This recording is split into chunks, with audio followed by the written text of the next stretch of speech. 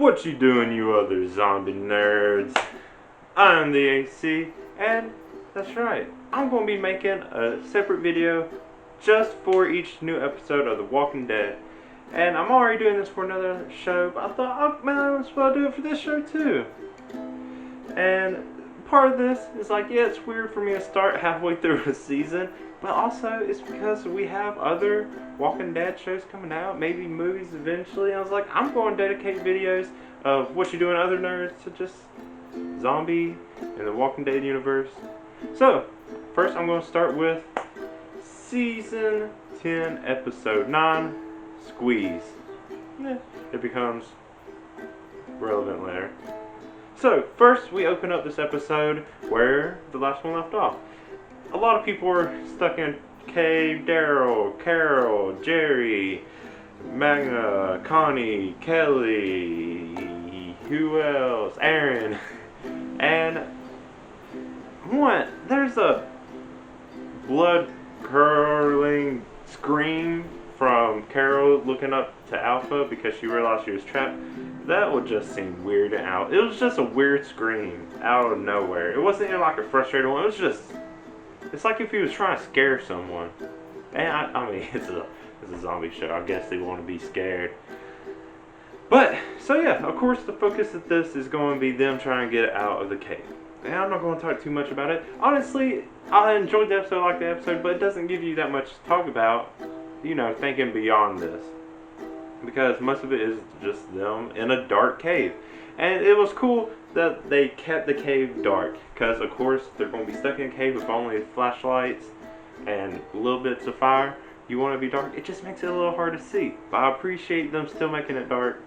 But, yeah, it's weird. It's like, do I want to be able to see what's going on, or do I want them to keep it, if it was to be realistic and keep it dark? Yeah. But it shows their first obstacle again in the cave is having to do a little hoppity hop to some rocks to try to get to the other side of the cave. It was hard to see exactly where this cave was going, but, you know, trying to avoid walkers. Then Daryl uses some fire to find a breeze, because that means that breeze could lead or be coming from a way out. And, you know, eventually they run into some more whisperers also, which they assumed that they shouldn't assume that they're alone. Right? Okay. And then eventually you find out Carol is claustrophobic. Claustrophobic. However you say that. Claustrophobic. Yeah, sure. And to me, that's weird. It's weird for a couple reasons. It's weird that you'd be scared of anything at this point in a zombie apocalypse. For however long they've been in this apocalypse, let's say 10 years. It's also weird after 10 seasons, you're all of a sudden being like, here's a new thing about this character who's been here since the beginning. I don't know, it's like, I feel like this is something that should be addressed. I mean, it's nice to learn new things about characters, but when it's one of the first characters in the series, to show that, oh yeah, all of a sudden this is a thing now. Yeah, you know. But that's not even the most intense part. So, they have to climb through this really tight space. Jerry's a big dude. He does his best to climb through the tight space. Then he gets stuck. And the zombies come up and they start biting his shoes. And I was like, oh, we're about to lose Jerry. No. Ugh. I'm one of those people who gets annoyed at other people who are like, oh, if you kill off this character, I'm going to stop watching the show, blah, blah. They get butthurt because, you know, a story happens. Because people die in a zombie apocalypse, blah, blah, blah. Jerry, though, if he died, I would still watch. I'll just be really upset. Not at the show, just because I really like Jerry. It's a zombie apocalypse. I'm smart enough to realize people die. But man, Jerry's so cool. So, he survives. Luckily, they are able to drag him out of that. And they keep going. They find a place that they can dig themselves out. And they do. They dig themselves a nice little hole. But while they're doing that, Kelly finds some dynamite. Of course, people are smart enough to know dynamite explodes. So they're like, don't be dumb. Just put it down. You know, be careful. But we also see is a canary cage. I thought that was cool because when you see mines and stuff, they used to use canaries to uh, chirp whenever they smell like methane, if I remember correctly, and methane's highly flammable too. So dynamite makes some canaries detecting methane. If they was to light in the wrong spot, it could cause even more explosion.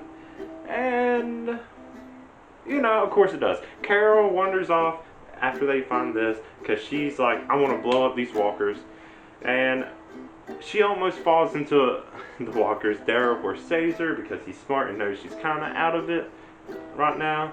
But after she does that, she ends up dropping the dynamite too. It caused an explosion. It caused the cave to start caving in. And man, my man Jerry and Aaron at first, they're holding up a support beam so people can try to start getting out. And they do. And then Jerry's left there by himself. And I was like, no, not again. Don't let Jerry sacrifice himself. Like, I don't know, just leave them all up. Jerry get out. I don't care. I'll watch the rest of the show if it's only about Jerry. That would be sweet. Yeah, Jerry's the man. He was holding it off by himself. I don't know how heavy it was. I don't know if he really needed to hold up that support beam because he drops it whenever he gets out and nothing happens right away. But then there's a second explosion. Where Connie and Magna run back in at the last second for some reason because there's whisperers and they have to kill them. I don't know why they didn't just get out and leave the whisperers down there anyways. But, everyone that did get out, they're having to fight off whisperers too. So, it was kind of messy and worse. Anyways, there's a second explosion and the rest of the cave gets caved in. That leaves Connie and Magna stuck in the cave. Now, it didn't show them getting crushed, so I'm going to assume they're still alive.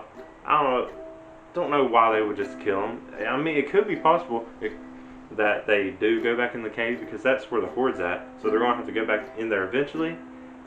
But to see one of them like crushed, I guess that could still be possible, or her, or something like that. I really like Connie. She's a great character. Magna, I'm not that crazy about. She's kind of a bitch, I guess. Connie's just adorable though. But Kelly, who you think would also freak out like Daryl does trying to get out, Kelly's actually the smart one. He's like, no, we gotta go. She wants to save Connie too, but she has to be allowed to do it, which she says. Daryl tells everyone else to go back, tell them where the Horde is, and Daryl himself is going to go off because he says the Whisperers got in some other way. He's going to go find the opening and try to save them. Good. Okay. That's where it leaves off with that part of the episode, but there's a little more. Back at the Whisperers camp. Negan's been there now. Alpha's still being a nasty. And Gamma. Alpha gives Gamma commands like, hey, go aboard her. Somehow they find out where it is. And then Negan comes and gives Alpha a little personal experience advice. And it's like, hey, there's probably a spot. And it's probably Gamma. And she's like, okay. Threatens him with a knife to the balls and then pushes him into some poopy. Nasty stuff. Alpha goes back, talks to Beta. Beta pretty much confirms what Negan said. And Alpha's realized, okay, it probably is Gamma. And then Alpha sends Beta to go find Gamma. Then Alpha goes back to Negan. And so gross. Okay, first, Negan is like being led in front of Alpha. Negan thinks he's like being taken off to be killed, even though the vibe I was watching it didn't really seem like that. Maybe another threat. I didn't think she would just kill him. It was worse though, worse than being killed.